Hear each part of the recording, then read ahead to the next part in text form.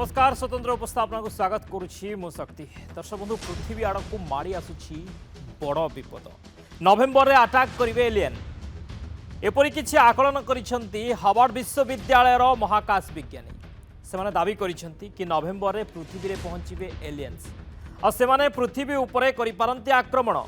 विशेषज्ञ माने दाबी करिसंती कि पृथ्वी आड़ को द्रुत गति रे मारी आसुछि ऑब्जेक्ट 3I एटलास यह एक एलियंस विमान हो पारे जो माने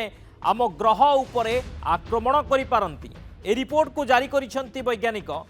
एबी लोएब से हार्वर्ड विश्वविद्यालय रे महाकाश विज्ञानी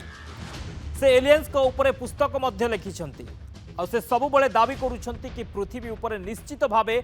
एलियंस आक्रमण करिवे एबे प्रश्न आसुछि पृथ्वी उपरे एलियंस को आक्रमण केते सतरे कोन पृथ्वी उपरे एलियंस आक्रमण करिवे एवं नवेम्बर रे सतरे कोन पृथ्वी रे एलियंस पहुंचीबे एभली अनेक प्रश्न आसुछि 3I एटलास नामक एही वस्तु को प्रथमे चिल्लीर एक टेलीस्कोप रु देखा जाइथिला यार आकार प्राय 20 किलोमीटर बोली आकलन करा जाइछि ए वस्तुर गति प्रति सेकेंड रे 60 किलोमीटर माप करा जाइछि किछि वैज्ञानिकक विश्वास जे एही वस्तु एक ग्रहाणु होई पारे किंतु हार्वर्ड वैज्ञानिक एबी लोएब दाबी करिसंती यह एक एलियन विमान एबी लोएब को टीम रे थिबा वैज्ञानिक माने कहिसंती जे एही वस्तु एपरी एक कक्षपथ रे गति करूछि जहां नवेम्बर 2025 रे सूर्यर बहुत निकटतर हेबो एपरी स्थिति रे यह पृथ्वी रु संपूर्ण अदृश्य होई जिवो एही समय मध्य रे यह देखा न जाई बहुत द्रुत गति रे आक्रमण करिवार स्थिति रे आसी पारे तबे वैज्ञानिक माने कहिसंती जे यह केवल एक आकलन यह जरूरी नुहे जे वास्तव में एपरी घटिबो किंतु यह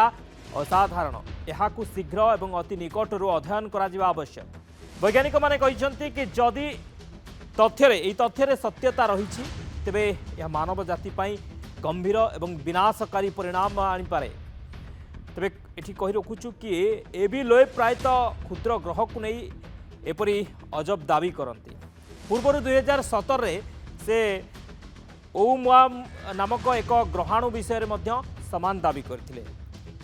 जे यह एक एलियन महाकाश जान बोली से दाबी करथिले किंतु पर यह एक ग्रहाणु बोली जना पड़िथिला तेबे अपेक्षा नवेम्बर को तांको रिपोर्ट रे केते सत्यता रही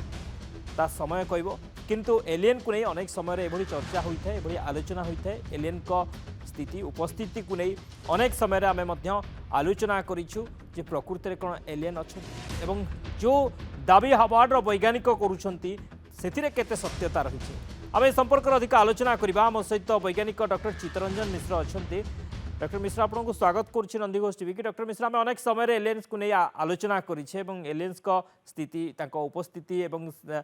से माने आसीबा कथा ए सब को नहीं आम आलोचना करिछे एवं पुणी मध्य से कथा सामना को आसुची बा चर्चा होउची हार्वर्ड जो वैज्ञानिक दाबी करुछंती जे एलियंस आसीबे नवेम्बर रे पृथ्वी उपर आक्रमण करिवे तांकरे मतामत बहुत शिहरण सृष्टि करुछि विज्ञान जगत रे अवश्य किछि वैज्ञानिक मध्य आको ग्रहण करिनांती आज्ञा किछि वैज्ञानिक कहउछन्ती यह एक ग्रहण मध्य होई पारे जाका इंग्रजी रे एस्टेरॉयड बोली हमें कहिताउ ग्रहण पुंज होई पारे कारण आर लंबा देखिबे 20 किलोमीटर तो 20 किलोमीटर रो गोटे स्टारशिप बा एलियन स्टारशिप एकटा चिंता करा जाय पारुनी 20 किलोमीटर तेणु एटा को अब्राहम लोएब जो साइंटिस्ट अच्छे हार्वर्ड यूनिवर्सिटी से कथा कहते 17 मसीह एमती गोटे सनसनाहट कथा आगुरी कहते 17 मसीह तो यहीटा गोटे विमान जान ये आसुंच बोलिकी जो स्टारशिप गोटे जान से जान एलियन मान आसुंच से समय नवेम्बर मसरे सूर्यर कक्षर पाखापाखि होमती कक्षपथ से यात्रा कर सूर्यर निकटतर हो पृथ्वी देखा करे अदृश्य हो यही समय आक्रमण करे मत उपस्थापना कर पृथ्वी से देखा जीवनी सूर्यर निकटतर हे यही समय पृथ्वी पर आक्रमण करेंगे बोलिकी आमर अब्राहम लोएब साइंटिस्ट अच्छे से कथाटी कहते किंतु आपको बहुत वैज्ञानिक मत ग्रहण करूना कारण यहाँ गोटे संभवपर बोली कथा बोली से कही पार कारण यही जान जे एत बड़ जान 20 किलोमीटर गोटे जान से जान सूर्यर निकटतर हम अदृश्य हम पृथ्वी पृष्ठ लोक मान से समय आक्रमण कर ग्रहणयोग्य हो पारे बहुत वैज्ञानिक द्वारा यह ग्रहणयोग्य हो पारि ना କିନ୍ତୁ ସେ ତାଙ୍କର ମତାମତ ଦେଇଛନ୍ତି ସେ ଆଜ୍ଞା ସେ ମଧ୍ୟ କହିଛନ୍ତି ଏହା ଗୋଟେ ଆକଳନ ବାସ୍ତବରେ ଏପରି ହେବ ବୋଲି ସେମିତି କିଛି କହିହେବ ନାହିଁ ସେ କଥା ବି ସେ କହିଛନ୍ତି ସେ କଥା ବି ବହୁତ ବୈଜ୍ଞାନିକ କହିଛନ୍ତି ଯେ ବାସ୍ତବରେ ଏମିତି ଗୋଟେ ଘଟଣା ଯେ ଘଟିବ ଏହାର ମଧ୍ୟ ସତ୍ୟତା ନାହିଁ ଆଜ୍ଞା ବାସ୍ତବରେ ଯେ ଘଟିବ ତା ଏଇଟା କିନ୍ତୁ ଚିଲିର ଗୋଟେ ଟେଲିସ୍କୋପ ରୁ ଏଇଟା ପ୍ରଥମେ ତାକୁ ଲୋକେଟ କରାଯାଇଥିଲା ଆଜ୍ଞା ସେ କଥା ସେଇଠୁ ଆରମ୍ଭ ହେଲା ଚିଲିରୁ ଗୋଟେ ମାଇକ୍ରୋସ୍କୋପ ଦେଖି ଦୂରବୀକ୍ଷଣ ଯନ୍ତ୍ର ଟେଲିସ୍କୋପ ରେ ଦେଖିଲେ ରକ୍ତ କରାଯାଇଥିଲା 60 କିଲୋମିଟର per ସେକେଣ୍ଡରେ ଗତି କରୁଛି ଏବଂ ନଭେମ୍ବର ବେଳକୁ ଏମିତି ଗୋଟେ କକ୍ଷପଥରେ ଗତି କରୁଛି ଯେ ସୂର୍ଯ୍ୟର ନିକଟତର ହେଇଯିବ ଏବଂ ସୂର୍ଯ୍ୟ ନିକଟତର ହେଇଗଲେ ସୂର୍ଯ୍ୟ ଆଲୋକ ଦ୍ୱାରା ଏତେ ଭାବେ ପ୍ରଭାବିତ ହବ ଯେ